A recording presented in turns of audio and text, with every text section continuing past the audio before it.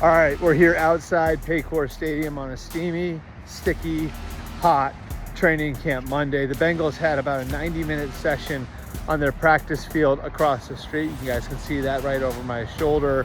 Half the practice is spent on special teams, but we still have takeaways from the 14th stop on my training camp trip. Takeaway number one, Joe Burrow started to look like himself again. Now, again, this was a special teams heavy practice, but they were in team drills for half the time they were out there. And then the other half, Joe went and worked with the other quarterbacks on their second practice field.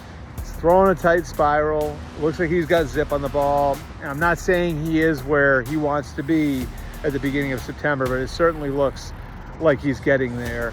So that's great news, obviously, for Cincinnati. Takeaway number two, they have two pretty major pieces to replace in 2024. And having lost Tyler Boyd and Joe Mixon, both those guys predated both Zach Taylor and Joe Burrow in Cincinnati. Those are big shoes for someone to fill.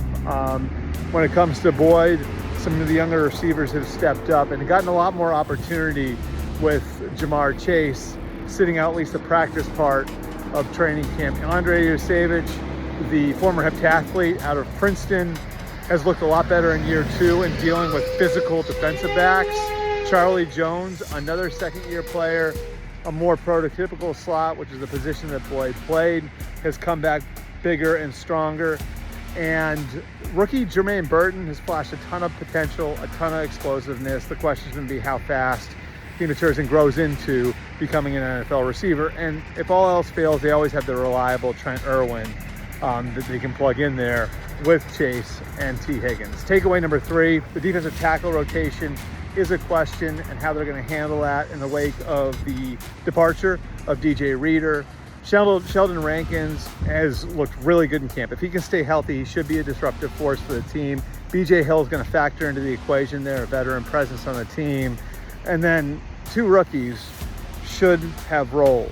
And one's Chris Jenkins, who's looked like more of a three-down player than maybe people thought he would be coming out of Michigan. And then McKinley Jackson, who should have a role in replacing Reader specifically as a big, strong presence there on the nose. Finally, if there's a swing factor for the team and which way it goes, it actually might be in the secondary. Last year, they felt like after losing Jesse Bates and Von Bell in free agency, the communication back there fell off. Well, Bell is back now. They brought over Geno Stone, another veteran player.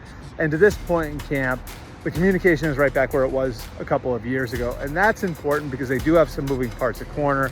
I'd lock Cam Taylor-Britton to one of the outside spots. Mike Hilton will be the slot corner.